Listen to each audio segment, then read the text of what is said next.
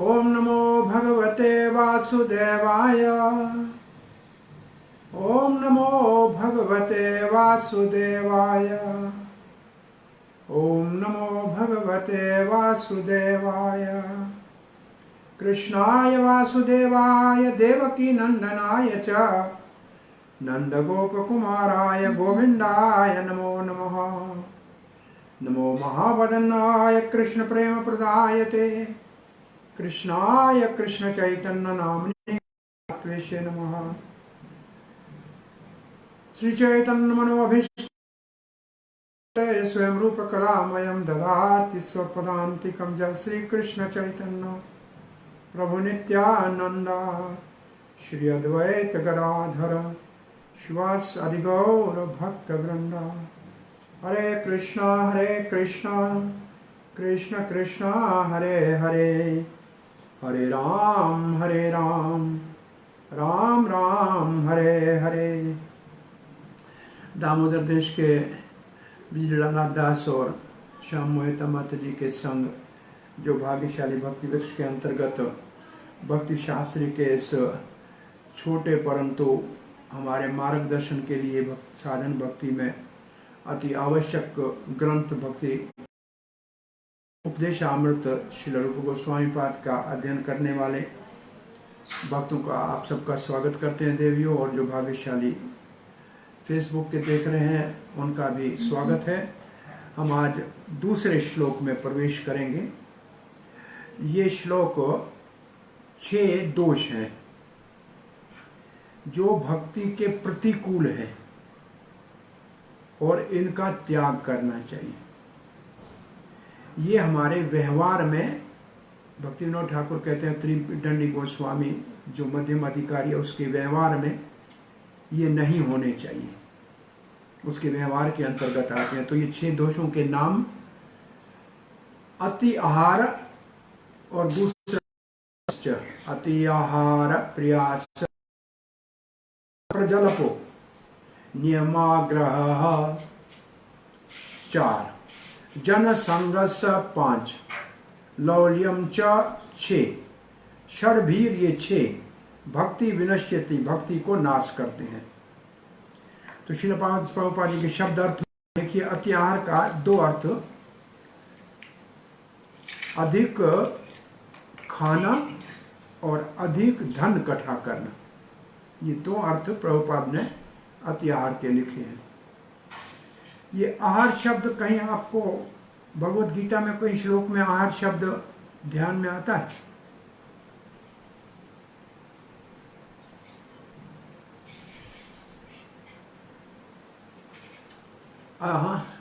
युक्त आहार विहारस्य युक्त भोजन युक्त आहार विहारस्य युक्त कर्मसो, ये 6ठे अध्याय में है। युक्त होना चाहिए आहार, आवश्यकता है कम भी नहीं होना चाहिए, नहीं ज्यादा भी नहीं होना चाहिए।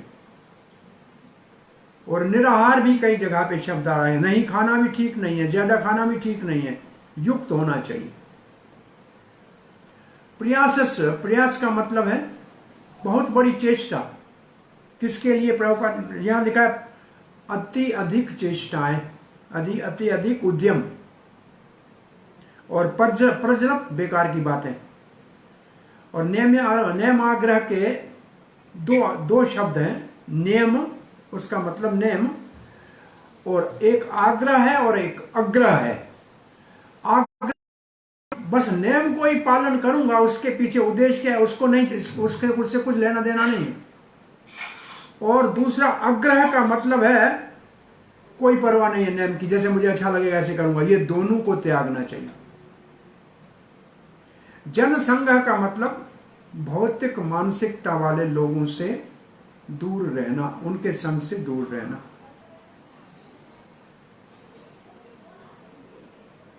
और लौल्यम का अर्थ है, वैसे लालच है, लोभ है,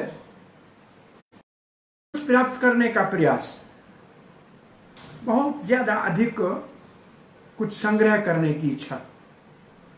षडभी भक्ति विनश्यते।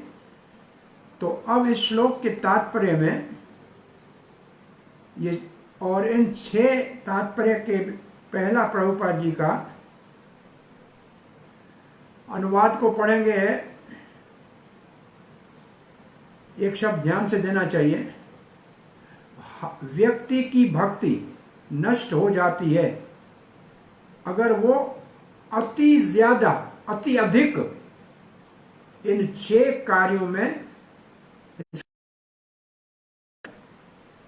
किए जा सकते हैं, लेकिन अति अधिक। और ये अर्थ तो वहां दिया था वही है, थोड़ा और विस्तार से है। ज्यादा खाना या जरूरत से ज्यादा धन इकट्ठा करना, भौतिक चीजों के लिए अति प्रयास करना, उद्यम करना, जिनको प्राप्त करना बहुत कठिन है, मुश्किल है। यह है प्रयास की परिभाषा। प्रज्वल के लिए लिखा है बेकार की बातें और भौतिक विषयों के ऊपर। और नियमाग्रह का पहला अर्थ है वेदों में वर्णित नियमों का पालन करना केवल पालन के लिए ही और आध्यात्मिक उन्नति के लिए नहीं। और या तो वेदों के रूप सारे नियमों का त्याग कर देना और स्वतंत्र अपने मनो इच्छा से कार्य करना। ये नियमाग्रह के 2 अर्थ हैं। और संसारी लोगों के साथ मिलना जुलना, जो कृष्ण भावना में रुचि नहीं रखते हैं। भौतिक चीजों को प्राप्त करना, उसके लिए लालायत और लोभी होना। तो ये 6 की परिभाषा अनुवाद में है और विस्तार की है। पहला जो तात्पर्य का भाग है वो ये जो नीचे लिखा हुआ है, मनुष्य जीवन का उद्देश्य है। मनुष्य जीवन काय के लिए है? सादा जीवन, उच्च विचार के लिए। तो ये जो पहला तात्पर्य का भाग है, ये इस सिद्धांत को स्थापित करने के लिए है। तो सादा जीवन करने से लाभ क्या है, उच्च विचार से लाभ क्या है? फिर सादा जीवन है क्या, उच्च विचार है क्या? अगर जीवन होगा सादा तो जीवन की आवश्यकताएं होंगी कम। तो फिर भगवान की बाह्यरंग शक्ति के चुंगल से, उसके प्रभाव से बच जाएंगे। ये है सादा जीवन का लाभ। और उच्च विचार का लाभ क्या है? ऊंचा है सबसे भगवान श्री कृष्ण। उसके विचार करेंगे तो भगवान की अंतरंग शक्ति का आश्रय मिल जाएगा, महात्मा बन जाएंगे। तो उच्च विचार महात्मा बनाता है, नीच विचार दुरात्मा बनाता है, भौतिक प्रकृति के दुख में भोगवाता है। तो ये दोनों, ये सिद्धांत है। तो अब प्रभुपाद जी लिखते हैं, सारे बद्ध जीव भगवान की बाह्यरंग शक्ति के वश में है। और ये संसार ऐसे ही बनाया है भगवान ने। किसके लिए बनाया है? जो भगवत भावना से वंचित है। तो जो भगवत भावना में क्या करना पड़ता है? सेवा। उससे तो है वंचित, तो उसकी भोग की, भोग वांछा करे, भोग वांछा। कृष्ण भूलिया जीव भोग वांछा करे, निकट माया झपटिया धरे। झपटिया धरे का मतलब उसको झपट लेती है। तो ये भौतिक जगत माया का बनाया इसलिए है। इसके 2 काम है भागवत में लिखे हुए। एक तो दंडित करे, क्योंकि भगवान के नियम का उल्लंघन किया है, अपराध किया है। और दूसरा, उसको रिफॉर्म करे। रिफॉर्म करे का मतलब उसको सीधे रास्ते पे लाए, ताकि वो भगवान की भक्ति कर सके। तो ये है भगवान की शक्ति। लेकिन ये बहुत थैंकलेस जॉब है, भागवत में लिखा है।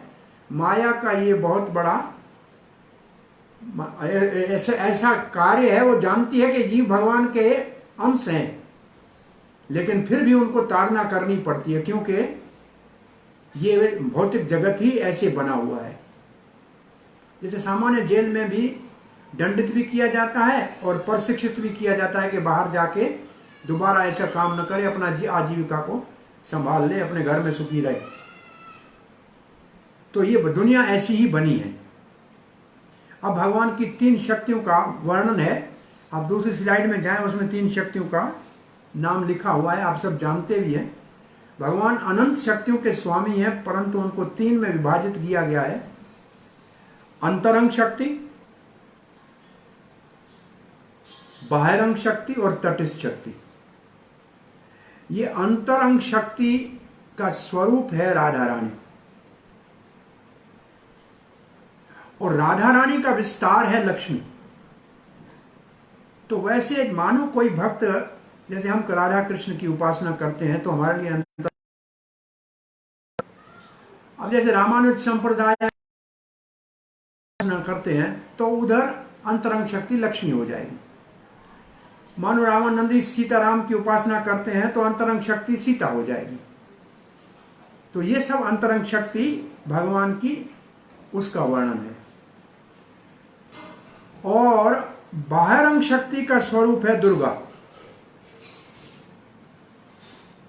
बाह्यरंग की शक्ति है दुर्गा।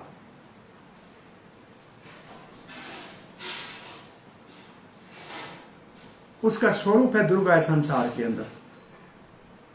और तटस्थ शक्ति है हम जीवात्मा है। अब हमको ये स्वतंत्रता है कि हम भगवान की अंतरंग शक्ति के शरण में जाएं और महात्मा बन जाएं और भक्तिमय सेवा करें। ये हो गया उच्च जीवन, उच्च विचार। और या तो महामाया बाह्यरंग शक्ति जो है दुर्गा का स्वरूप है, उसके शरण में जाएं, इंद्रिय तृप्ति करें, क्योंकि भगवान संसार बनाता है हमारी असंख्य इच्छाओं की पूर्ति के लिए। तो जाके इंद्रिय तृप्ति करें। लेकिन यहां महात्मा नहीं बनेगा, यहां बनेगा दुरात्मा। इंद्रिय भोग करेगा तो दुरात्मा बनेगा। तो अब प्रभुपाद जी ने लिखा है, हम जीवों को स्वतंत्र आता है, हम किस तरफ जाएं, ये हमारे को स्वतंत्र है। इतनी हमारे पास स्वतंत्रता है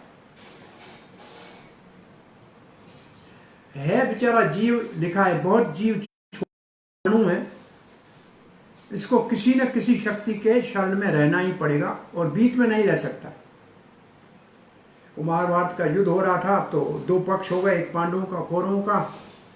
बलराम जी ने कहा देखो मेरा बहुत रुचि है मेरे शिष्य दुर्योधन की तरफ, लेकिन श्री कृष्ण जो है वो अर्जुन के सारथी बनने के लिए वचन दे चुके हैं, तो मैं श्री कृष्ण के तो विरुद्ध लड़ नहीं सकता, इसलिए मैं तटस्थ रहता हूं। भगवान कहते हैं धर्म के युद्ध में कोई तटस्थ नहीं रह सकता है।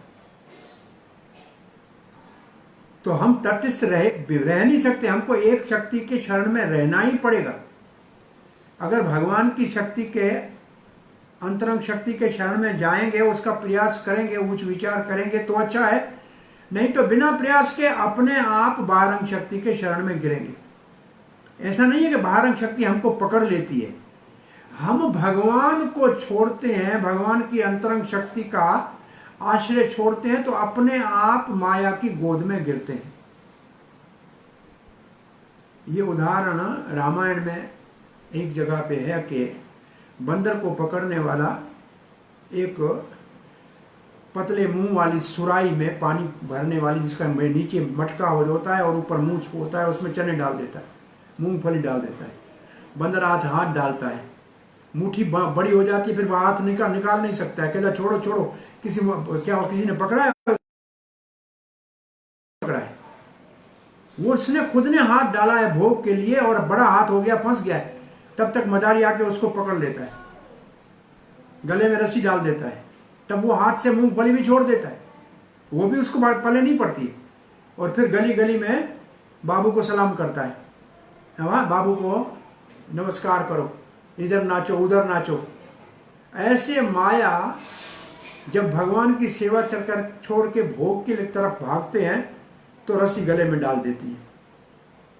तो बंदर को पकड़ने नहीं गई थी माया, बंदर ही अपने आप आके उसमें पकड़ गया। तो ये माया का काम है।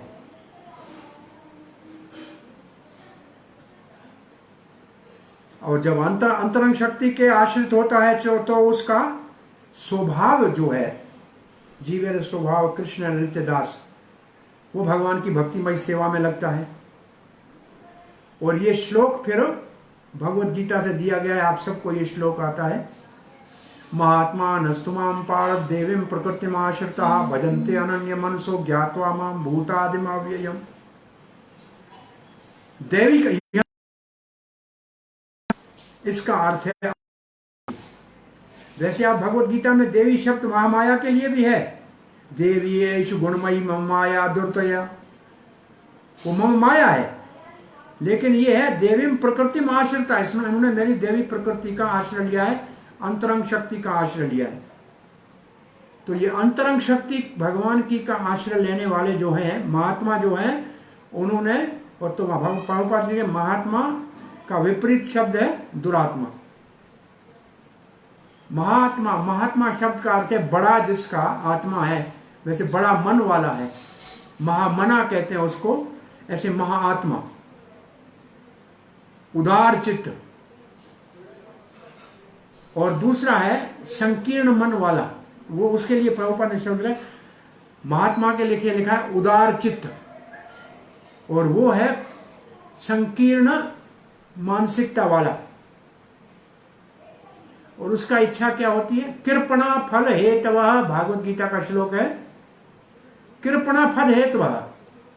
जो कृपण होते हैं, कृपण कहते हैं इसी को, क्रिपल माइंडेड को, संकीर्ण बुद्धि वाले फल के लिए काम करते हैं, महात्मा उदारता से काम करते हैं। और ये कौन है? प्रभुपाद जी इसके लिए एक लिस्ट दे रहे हैं। संकीर्ण बुद्धि वाले कौन है, महात्मा कौन नहीं है। जो महात्मा नहीं है वो किसी न किसी, वो कहते हैं हम देश सेवा में लगे हुए हैं, हम मानव सेवा में लगे हुए हैं, हम ये अल्ट्रुइज्म के लिए हिंदी में क्या लिखा है? हाँ, क्या लिखा है? Some ism like nationalism, humanitarianism, altruism, क्या है? एक तो पहला तो भाई देशभक्ति में लगे हुए हैं, वो मानव सेवा में लगे हैं, देव सेवा में। तीसरा क्या है? हाँ, क्या हिंदी में शब्द? परोपकारवाद, मानवतावाद। एक तो मानवतावाद ठीक है, मानव सेवा, और राष्ट्रवाद, नेशनलिज्म ठीक है, देश सेवा, परोपकारवाद, दान, परोपकार, ठीक है, ठीक है। तो ये जितने हैं, ये इनको महात्मा नहीं कहा जाता है। तो ये काम तो बहुत बड़ा कर रहे हैं, प्रभुपाद कहते हैं वो अच्छा है, अपनी इंद्रिय तृप्ति नहीं कर रहे हैं, लेकिन उनकी इंद्रिय तृप्ति थोड़ी विस्तृत हो गई है। किसके लिए? समाज के लिए, परिवार के लिए, देश के लिए, ऐसे उसकी इंद्रिय तृप्ति विस्तृत हो गई है, चाहे राष्ट्र हो या अंतर।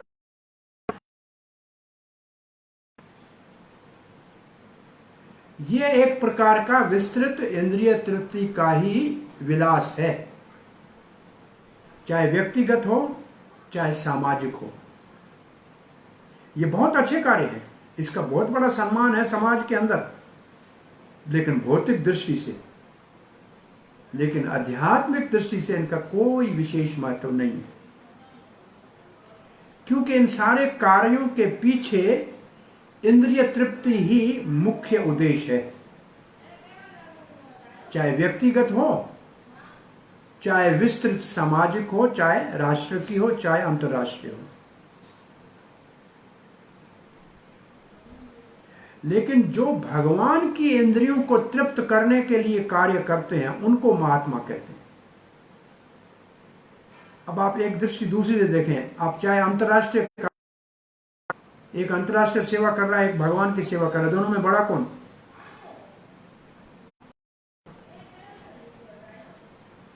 ऐसे एक राष्ट्र नहीं, सारे अंतरराष्ट्र, ये तो एक ब्रह्मांड है, ऐसे अनंत कोटि ब्रह्मांडों के स्वामी है।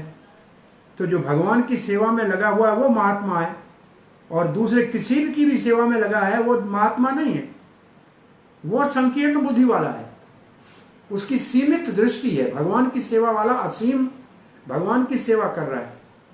ये कथा कभी हम बताते हैं, आपने सुनी होगी नहीं। ये घर से लोग व्यक्ति निकला था नौकरी करने के लिए,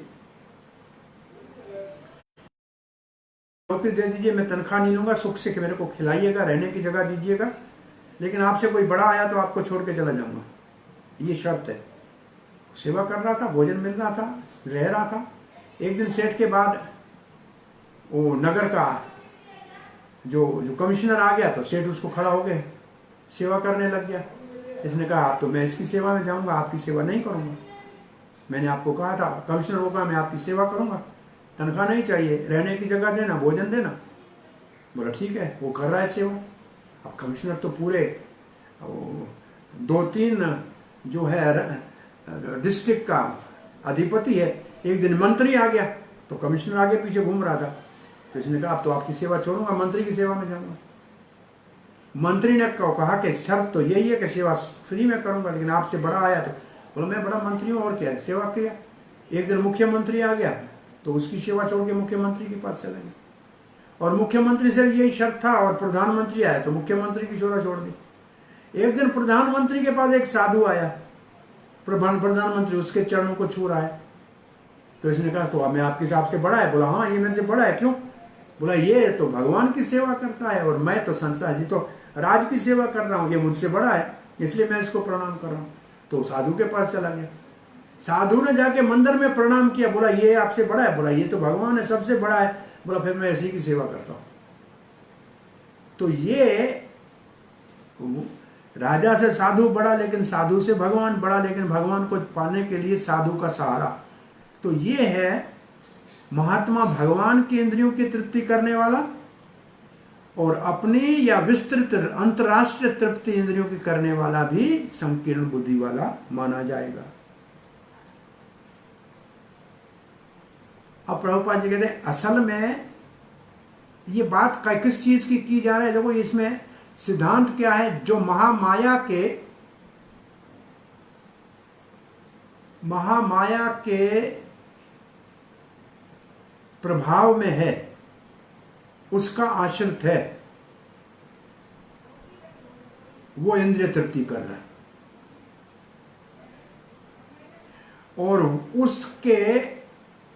उसका जीवन शैली जो है वो बहुत ऊंची है,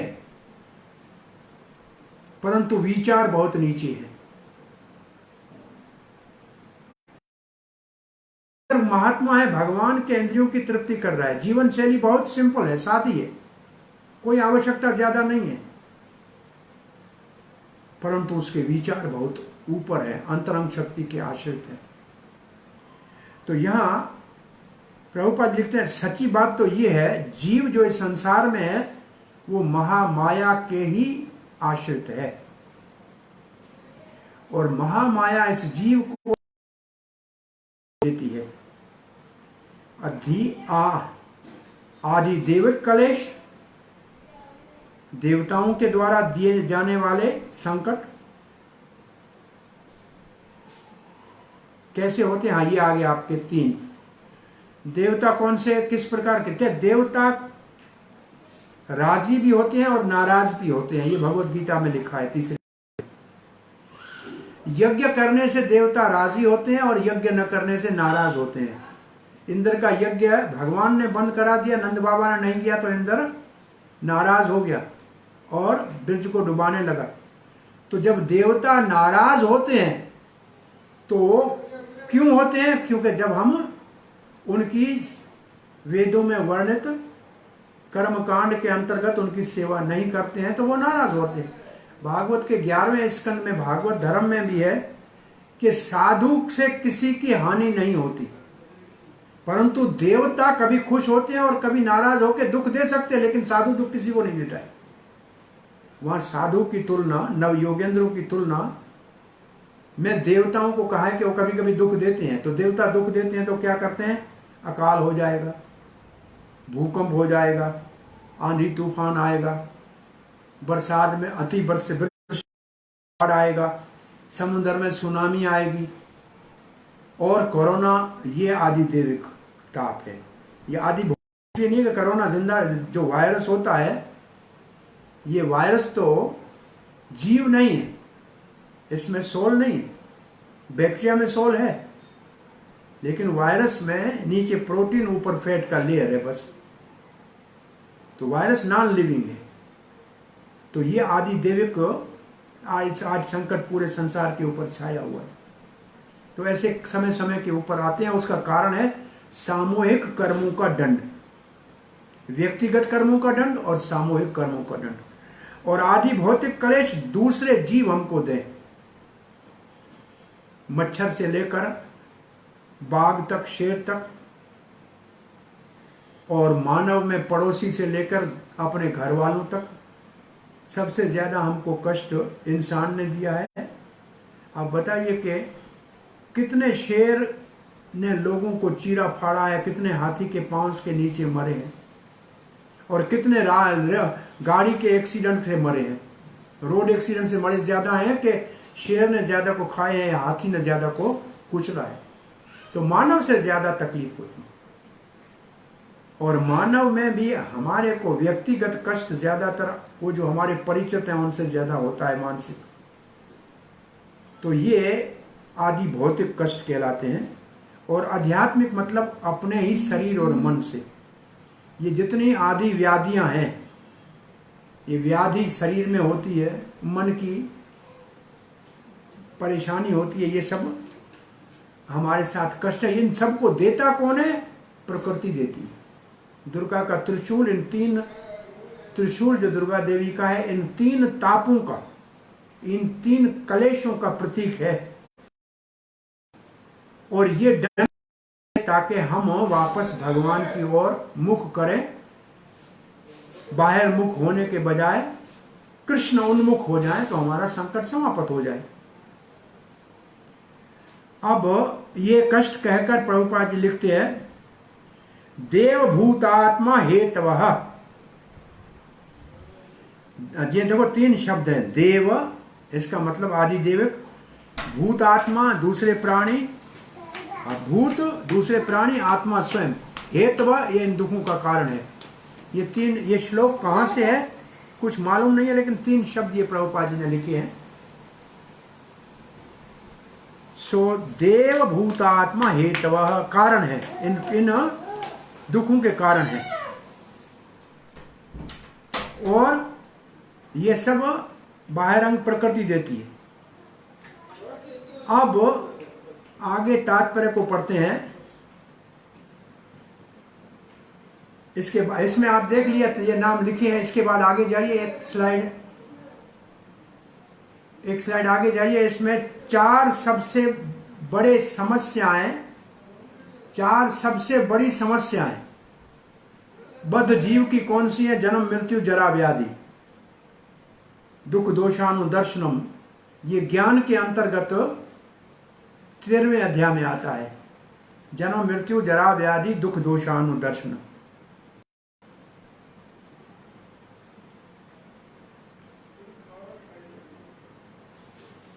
तो ये चार हैं, दो बड़े से बड़ी समस्याएं संसार की। अब प्रभुपाद जी लिखते हैं, इस संसार में अगर हम जीते हैं तो शरीर का निर्वाह तो करना है, आत्मा और शरीर को जोड़ के रखने के लिए ये तो करना ही पड़ेगा। लेकिन ये कार्य हम कृष्ण भावना भावित होकर, कृष्ण के अनुकूल होकर कृष्ण भावना में कैसे करें?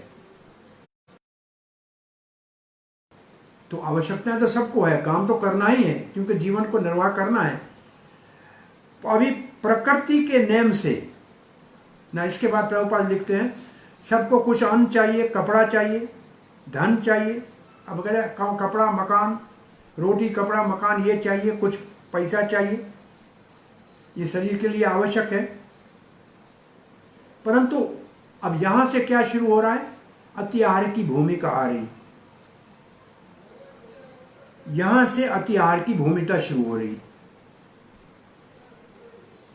तो आवश्यकता से ज्यादा जितनी हमारे आवश्यकता है, आवश्यकता तो हर एक की ज्यादा होगी, इसलिए एक शब्द प्रभुपाद ने लिखा है actual basic needs. Actual basic needs का मतलब जो अति आवश्यक है शरीर के निर्वाह के लिए,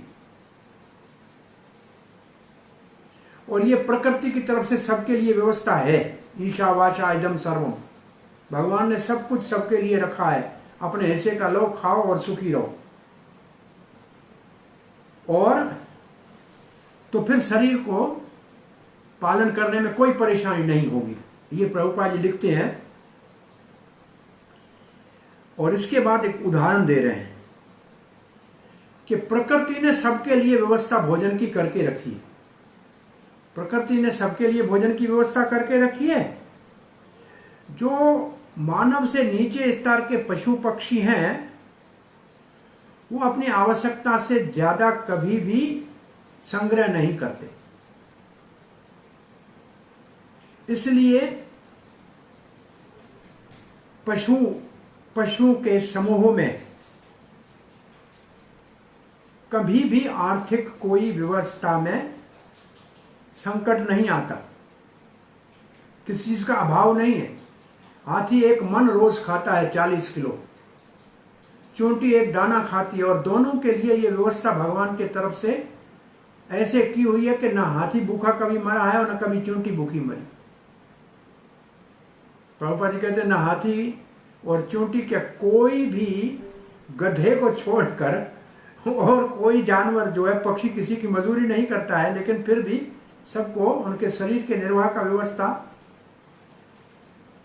शेर के दांतों के बीच में फंसे हुए मांस के टुकड़े के ऊपर भी भोजन की व्यवस्था भगवान ने करके रखी है किसी जीव के लिए। तो भगवान सबको भोजन, एक बार लक्ष्मी नारायण को कहा कि मैं सबको खिलाती हूं, आप सबको खिलाते हैं, कहते हैं ये देखो एक चूंटी है, मैं डबली में बंद कर रही हूं, इसको आप खिला के दिखाओ। भगवान मुस्कुराए। दूसरे दिन डब्बी खोली तो एक चावल पड़ा था, वो चूंटी खा रही थी। बोला ये कहां से आया?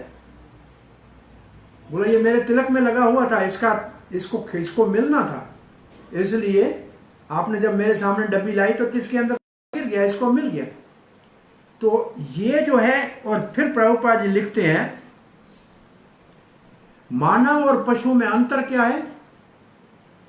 पशु संग्रह नहीं करता है, जितना पेट में आता है उतना खाता है, ज्यादा से ज्यादा एक दाना चोंच में ले जाएगा अपने बच्चे के लिए बस। लेकिन जो मानव है वो संग्रही है। और एक उदाहरण क्या दिया हुआ है? चावल का बोरा बाहर फेंक दो, कौवा आएगा तो भी एक दाना उठाएगा, बंदर आएगा तो जितना चाहिए उतना खाएगा, कबूतर भी उतना ले जाएगा, गधा आएगा तो भी उतना खाएगा। लेकिन एक पूरा ट्रक रखो तो पहला आदमी आएगा, जितना उठाना है उतना नहीं, जितना मरे तो मरे, लेकिन उसको घसीट के ले जाएगा। गधा लाएगा, गाड़ी लाएगा और समझेगा सब मैं ही रखूं। तो मानव और पशु में अंतर क्या हुआ? मानव संग्रही है और पशु आवश्यकता के अनुसार ही आहार करता है। तो ये जो अधिक संग्रह मानव करता है, इसके पीछे कारण क्या है?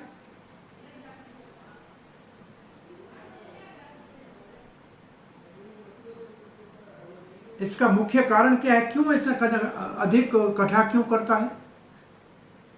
कल आपको हरी तकी के ऊपर कहा था कि गृहस्थी इकट्ठा कर सकता है, आवश्यकता है। देखो गृहस्थ के घर में 1 साल के लिए अनाज होना चाहिए, दालें होनी चाहिए, गाय अपनी होनी चाहिए तो घी मिलेगा, दूध मिलेगा। गृहस्थों का पुराने भारत के संस्कृति में 1 साल का राशन घर में हुआ करता था। इसलिए हम कभी कहते हैं बड़े शहरों में रहने वाले, चाहे मुंबई में हो चाहे दुबई में हो, 15 दिन का राशन घर में नहीं होता है। लेकिन गांव में भारत के जाओ तो लोगों की खेतों से माल आया तो 12 महीने का राशन घर में होता है। यह संग्रह नहीं है, लेकिन आवश्यकता से अधिक जो हमारे परिवार के उतना ठीक है, उससे ज्यादा अगर इकट्ठा करेगा तो उसके कारण क्या है? लोभ, एक मुख्य कारण है लोभ। और दूसरा, लोभ का मतलब वो इतना ज्यादा रखता है कि कल जब इसके भाव ज्यादा आएगा बेचूंगा, लालच के कारण इकट्ठा करेगा। और दूसरा भय, पता नहीं मिलेगा नहीं मिलेगा बाद में। और भी कोई कारण आपको लगता है संग्रह करने का? कोई और कारण है क्या संग्रह का?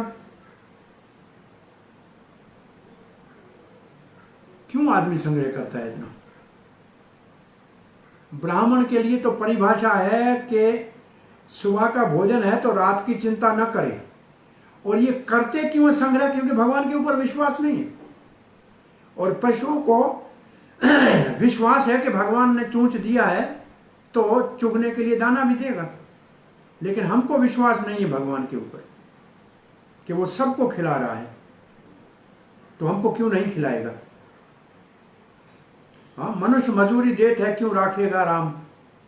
पशु पक्षी को खिला रहा है तो हमको क्यों नहीं खिलाएगा? लेकिन लालच, भय, और तीसरा अभी क्या बताया, भगवान के ऊपर अविश्वास। तो यहां अब आया शब्द अतिआहार। देखो ये भूमिका थी अतिआहार की, अब अतिआहार शब्द आया। शास्त्र में ऐसे अधिक कठे करने को अतिआहार कहते हैं, और ये नहीं करना चाहिए। और इसके कारण सारे संसार में, प्रभुपाद ने लिखा, इसी कारण सारा संसार दुख भोग रहा है। कहीं तो अनाज सड़ रहा है और कहीं खाने के लिए लाले पड़ रहे हैं। भाव बढ़ाने के लिए गंदम को समुद्र में डाल देते हैं, गेहूं को, कि भाव बढ़ा रहे, तो उत्पादन ज्यादा होता है तो भाव कम हो जाएगा, तो उसको फेंक देते हैं।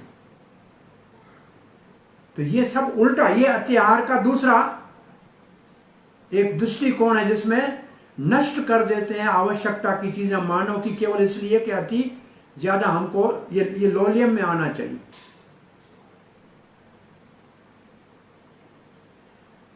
अब अतिआहार शुरू हो रहा है। अतिआहार शब्द हमारे पुस्तक में आ गया, और इस अतिआहार के लिए प्रभुपाद जी ने यहां दो बातें लिखी है जो हमारे पास लिखी है। अधिक भोजन करना या अधिक संग्रह करना, ये तो है अनुवाद में। मनुष्य समाज और पशु समाज में अंतर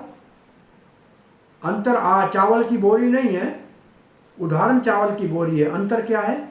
मानव संग्रही है, लोभी है, अविश्वासी है और भयभीत है, और पशु असंग्रही है, निर्भय है, भगवान के ऊपर विश्वास है, क्योंकि वो भोग योनि है। मानव योनि कर्म योनि है, वो भोग योनि है। उनको जो सुख मिलना है मिलना है, दुख मिलना है वो मिलना है। तो वो संग्रही नहीं है, विश्वास, वो प्रकृति के ऊपर विश्वास है, वो प्रकृति के नियमों के अनुसार चलता है। आप देखिए, आज भी सुबह सवेरे मोर 3 बजे जाग जाएगा, बोलेगा। मुर्गा 4 बजे बोलेगा। गधा भी उठ जाएगा, कौवा भी उठ जाएगा, लेकिन इंसान नहीं उठेगा 9 बजे तक। तो जो प्रकृति के नियम में चलता है उसको कोई समस्या नहीं है। ये समस्याएं हमने संसार में पैदा की है, और उसका एक कारण अतिआहार है। और भी कारण है, लेकिन एक अतिआहार है। तो ये प्रभुपाद जी का वो तो अंतर और है, ये उदाहरण है। अंतर आप लिख लीजिए, थोड़ा अंतर क्या है वो लिखना चाहिए। अब ये हमारे पुस्तक में नहीं है, लेकिन भक्ति विनोद ठाकुर के ना 2-3 श्लोकों के ऊपर टीका को भक्ति सामंत महाराज जी ने हमको दिया है। अतिआहार के ऊपर भक्ति विनोद ठाकुर जी क्या लिखते हैं? तो अतिआहार के ऊपर भक्ति विनोद ठाकुर रहते हैं, आहार का मतलब है भोजन खाना, परंतु भोजन का एक और अर्थ है इंद्रियों के विषयों का भोग करना। तो इंद्रियों के कितने इंद्रिय हैं? सभी इंद्रियां हैं। आंख के भोग के लिए सिनेमा देखने जाना, एक दृश्य देखा जाए, या कोई सुंदर चीज वही हो। ऐसे कान का भोग है गाना सुनना, ऐसे कुछ भी हो, वो परजलप में भी आएगा। लेकिन यहाँ ये है कान का भोग, ऐसे नाक का भोग, कितने कॉस्मेटिक, कितने वो जो है परफ्यूम रखना, ये, और अपना जीभा का भोग खाने की कितनी चीजें उसमें, ये तो है ही त्योहार में। और हाथ का भोग इसमें प्रत्याहार जो आगे आएगा, प्रयास, वो भी एक प्रकार का भोग में ज्यादा प्रयास करना है, पांव से सारा दिन धक्के खाना है, तो सारी इंद्रियां जो है उनके भोग, तो उसके विषय में उसको अत्याहार कहा है।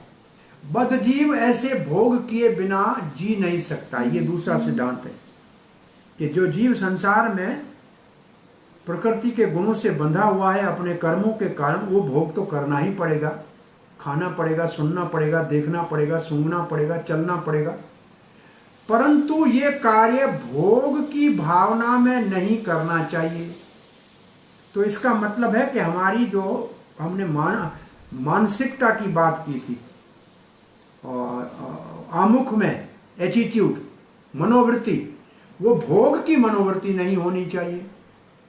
किसी भी इंद्रिय की भोग की मनोवृत्ति नहीं होनी चाहिए, केवल जीवा की नहीं, सारे इंद्रियों से भोग की मनोवृत्ति को त्याग कर क्या करना चाहिए, आगे आएगा। अतः अत्याहार इंद्रियों के विषयों को भोग के विषय में स्वीकार करना है।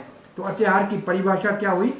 इंद्रियों के विषय को भोग के विषय में, इंद्रियों के विषयों को, विषय, इंद्रियों के 5 विषय हैं, रूप रस गंध, इनको भोग समझ के, भोग का विषय समझ के, भोग की दृष्टि से इंद्रिय तृप्ति करना, ये अत्याहार।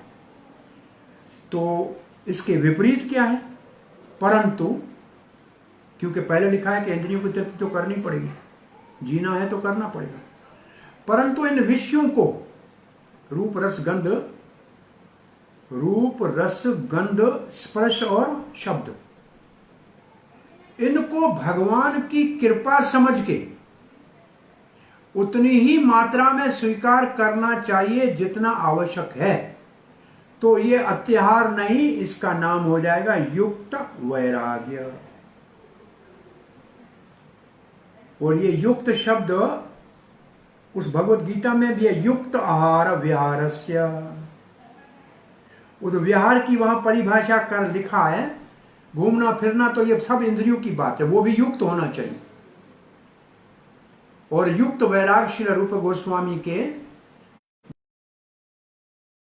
थे, एक फल्गु वैराग और एक युक्त वैराग, एक मरकट वैराग, बंदर का वैराग, और एक युक्त वैराग जो भक्त करते हैं, कृष्ण के संबंध की चीजों को कभी भी बेकार नहीं समझते हैं, उनको सेवा में लगाते हैं और अपनी इंद्रियों के लिए कुछ भी इच्छा नहीं रखते हैं, ये युक्त वैरागी।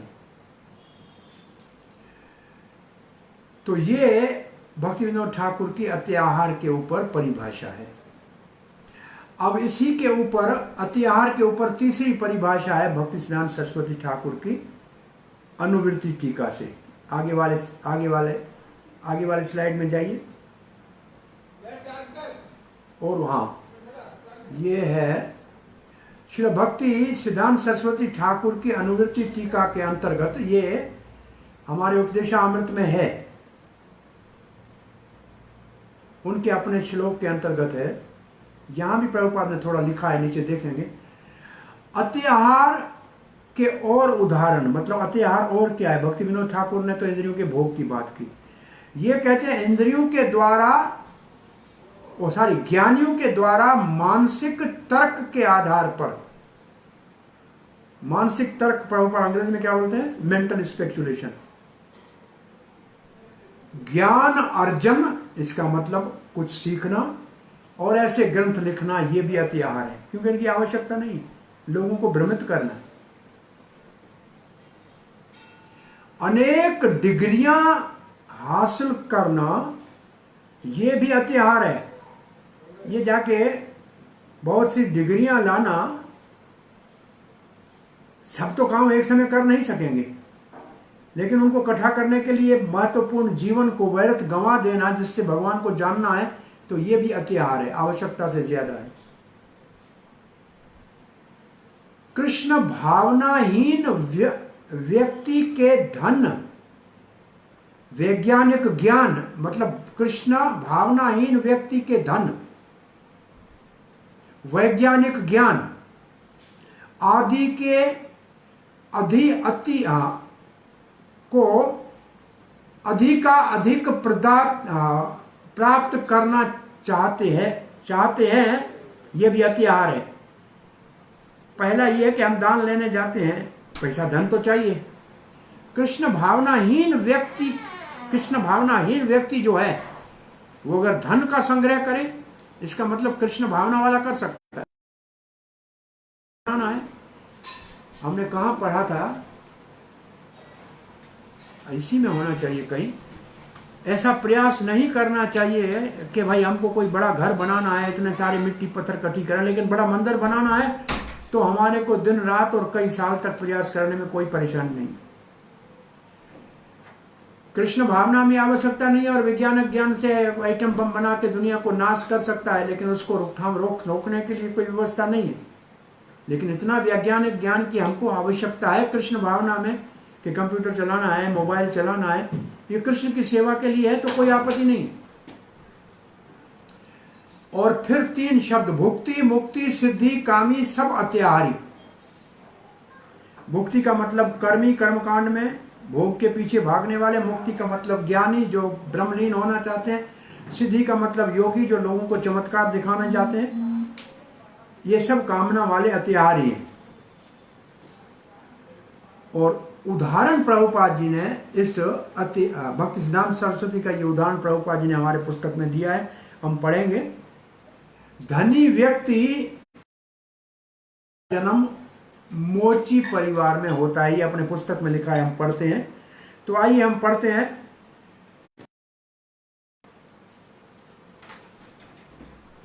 अब देखो, अत्याहार और प्रयास दोनों को जोड़ा हुआ है। प्रभुपाद क्या लिखते हैं अपने पुस्तक में, आइए। आवश्यक खाने के लिए ज्यादा खाना और ज्यादा धन इकट्ठा करना, आवश्यकता से ज्यादा, उसके कारण प्रयास करना पड़ेगा। अगर अत्याहारी बनेंगे तो प्रयासी बनना पड़ेगा, तो उसके ऊपर आश्रित है अत्याहार। अत्याहार के ऊपर अति प्रयास आश्रित है, तब तो बहुत ज्यादा उद्यम करना पड़ेगा, बहुत ज्यादा मेहनत करनी पड़ेगी। अब इस प्रभुपाद जी के तात्पर्य के अंदर हमारे महाराज ने एक उदाहरण दिया है, वैदिक अर्थव्यवस्था और आधुनिक भौतिक अर्थव्यवस्था। ये इस टुकड़े में हमको समझनी है। अर्थव्यवस्था 2 प्रकार की है। तो जो वैदिक अर्थव्यवस्था है वो तो है उच्च विचारों के और सादे जीवन के ऊपर आधारित है, और आधुनिक अर्थव्यवस्था है वो प्रयास के ऊपर, अति प्रयास के ऊपर और इंद्रिय तृप्ति के ऊपर आधारित है। तो इन दोनों में क्या अंतर है यहां लिखा है, इसको हम प्रभुपाद के पुस्तक को पढ़ते जाते हैं और साथ में इधर देखते जाते हैं। भगवान की जो व्यवस्था है, किसी भी दुनिया के कोने में शांतिपूर्वक सब रह सकते हैं।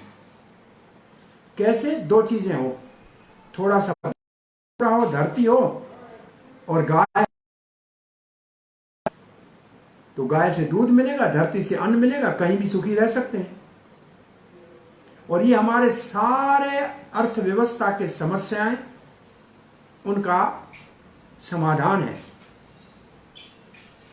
समस्याओं का ये एकमात्र समाधान है।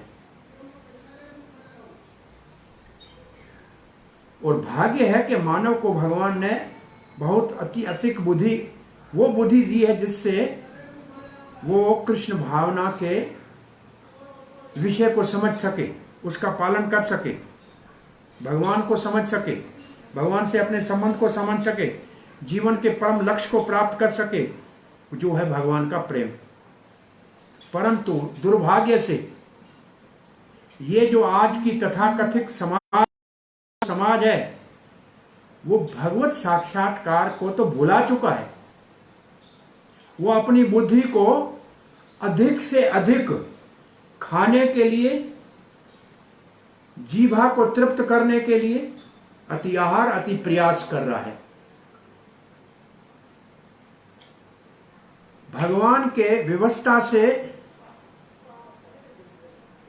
आवश्यकता जितना दूध, अन्न का उत्पादन हो सकता है पूरे विश्व के मानव समाज के लिए,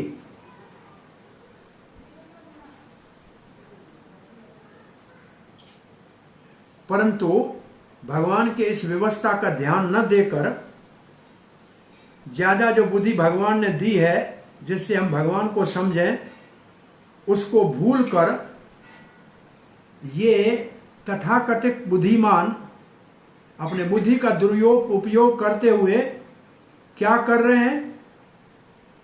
अनावश्यक चीजों के ऊपर अपनी बुद्धि को उपयोग करते हैं, फिर बहुत बड़े कारखाने लगाते हैं और कोष घर, पशु हत्या के कोष घर बनाते हैं,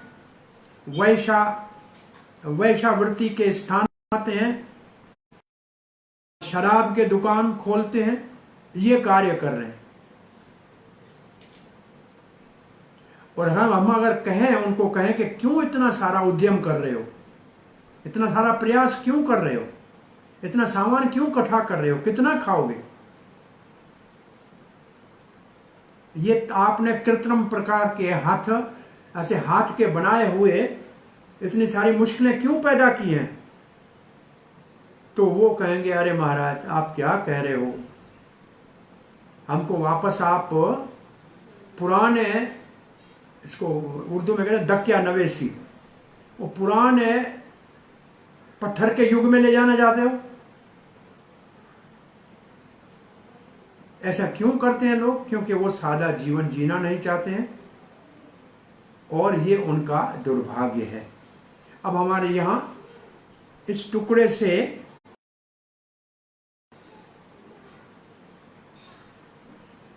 और भी आगे पढ़ते हैं, लेकिन इस टुकड़े से क्या लिखा है, इस जो हमने पढ़ा है इससे क्या है? यहां वैदिक सभ्यता किसके ऊपर आधारित है? भगवत भावना युक्त उच्च विचार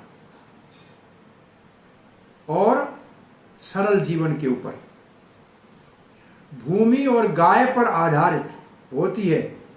और वैदिक अर्थव्यवस्था ये होती है, भौतिक और अर्थव्यवस्था। भगवान, भूमि और गाय,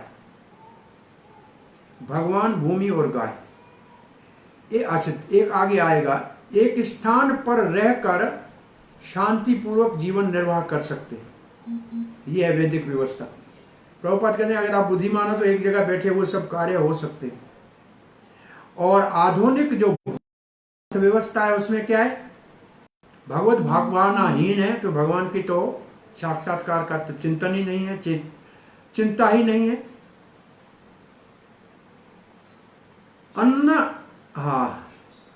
अनावश्यक व अनवांछित, अनिश्चित या अनवांछित, अनावश्यक और अनवांछित वस्त्रों का होता है इसमें पैदा करने। ये कोई आवश्यक है? खेत है तंबाकू पैदा करने के लिए क्या? वो धतूरा, आफीम ये पैदा करते हैं, खेतों में होता है। और कहाँ होता है? ये डोडा कहाँ से होता है? आफीम कहाँ से होता है? पुष्ट कहाँ से होती है? ये भी तो खेतों में होती है ना। और इससे कितना हानि हो रही है, कितना नशा पूरे संसार के अंदर फैल रहा है। तो धरती से पैदा होता है। तो बड़े बड़े कारखानों, वैश्यशाला, वेश्याएं जहां, कसाई घरों पर आधारित होती है ये आधुनिक अर्थव्यवस्था।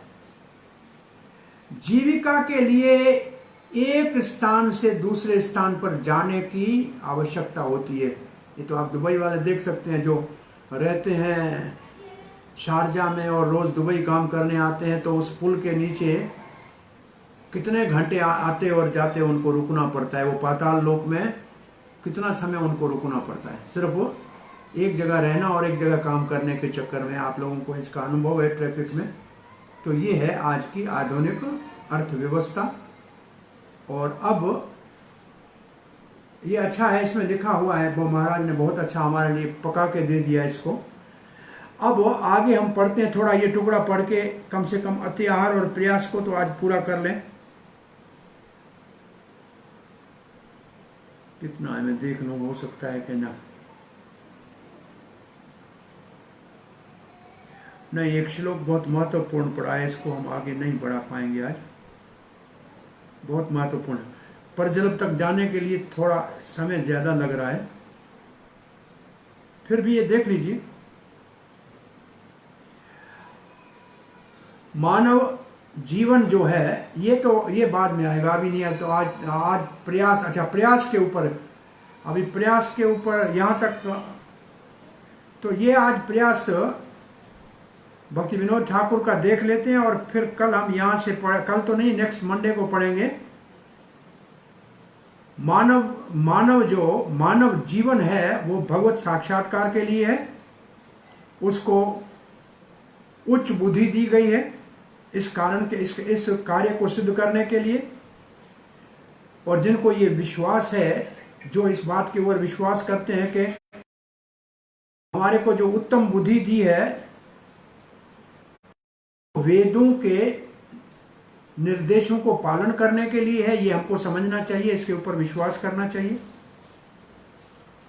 और ऐसे वेदों का निर्देश और जो अधिकृत व्यक्ति है वेदों के अंतर्गत, गुरु वर्ग, साधु,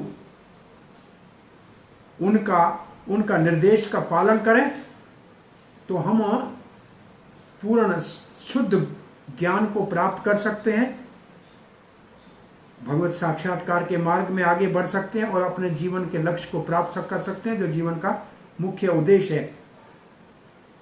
तो जीवन का उद्देश्य क्या है, भागवत का श्लोक दिया है, ये महत्वपूर्ण श्लोक है, इसके ऊपर चर्चा हम करेंगे अगली बार। धर्मस्य ही अपवर्गस्य नार्थो अर्थोपकल्पते, ये श्लोक अगली बार करेंगे। अब प्रयास के ऊपर भक्ति विनोद ठाकुर क्या लिखते हैं। प्रयास को वो सिर्फ, उन्होंने प्रयास में लिखा है भौतिक अर्थव्यवस्था, उसके लिए प्रयास। ये कहते हैं भोग का भी प्रयास होता है, कर्म का भी प्रयास होता है, ज्ञान का भी प्रयास होता है, योग का भी प्रयास होता है, वैराग का भी प्रयास होता है और भक्ति का भी प्रयास होता है। तो प्रयास तो सब में करना है। अब जो भोग का प्रयास है, एक तो स्थूल भोग का है। स्थूल भोग का मतलब भूख लगी है खा लो, कुछ देखना है तो देख लो, ये स्थूल है।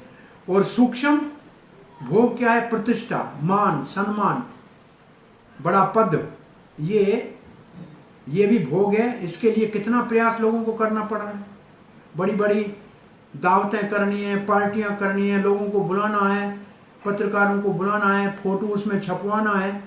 तो ये बहुत बड़ा भोग का प्रयास है, जिसके ऊपर लोगों के लाखों रुपये खर्च होते हैं।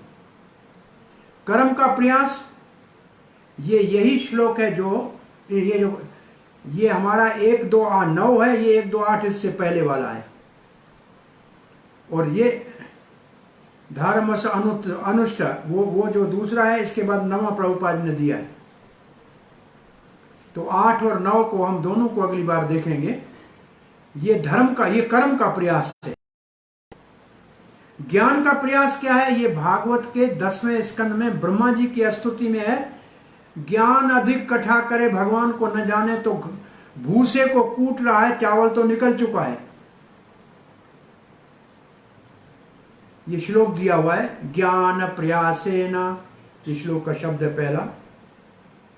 3 और 4 श्लोक 14 का, ये भी आप एक बार देख लीजिएगा। तो ये ज्ञान का प्रयास है, बेकार का प्रयास, जिसको हम पहले कह के आए हैं, भक्ति सिद्धांत सरस्वती के अतिहार में ज्ञान के पुस्तक लिखना ये ऐसे ही है। और योग का प्रयास, अष्टांग योग बेकार है, इसके ऊपर टाइम खराब नहीं करना चाहिए, क्योंकि भगवत गीता में अर्जुन जैसा भगवान का मित्र सखा क्षत्रिय राजकुमार द्वापर युग में अष्टांग योग को कहा कि नहीं कर सकता हूं, तो कल युग के मूर्ख इसको करने का प्रयास करें तो अति प्रयासी हो गया। और फिर है वैराग का प्रयास। उदाहरण भागवत के पहले स्कंद के दूसरे अध्याय का 7वां और फिर भागवत के 11वें स्कंद के दूसरे अध्याय का 42वां। तो ये दोनों श्लोक भी आप देख लीजिए, फिर इसके ऊपर चर्चा करेंगे। और भक्ति का प्रयास, केवल उतना ही प्रयास जो हमारी भक्ति के अनुशीलन के लिए आवश्यक है, उतना प्रयास करना चाहिए। तो ये सारा प्रयास के अंतर्गत आता है, कर्म का, भोग का, योग का। तो यहां आज हम इसको देते हैं विराम। अगली बार इन श्लोकों का थोड़ा सा और चर्चा कर लेंगे। अब आपको जल्दी तो नहीं है ना इसको? जैसे आपको ठीक लगे वैसे कीजिए। नहीं, आपकी इच्छा है तो उतना करें, नहीं तो फिर ये श्लोकों को अच्छे से डिटेल भी कर लेते हैं। श्लोकास मेरे पेपर्स को खुली हुई है अभी वैसे, लेकिन अब तो टाइम हो गया है, लेकिन मेरा मतलब अगली बार जो है इन श्लोकों को देख लें तो अच्छा है, क्योंकि जब भक्ति विनोद ठाकुर ने लिखा है उसको देख लेंगे एक नजर अगली बार, फिर आगे पढ़ेंगे अर्थ। हाँ, फिर इसके बाद प्रजलप, और ये अगली बार कोशिश करें, प्रयास करते हैं अगली बार ये पूरा हो जाए तो नेक्स्ट वीक में। कोई बात नहीं, ये हमारे लिए सावधानी का है। अच्छा, किसी का कोई प्रश्न है, जिज्ञासा है?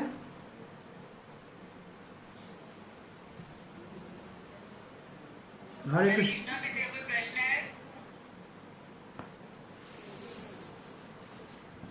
कोई नहीं है प्रश्न। अतिहार,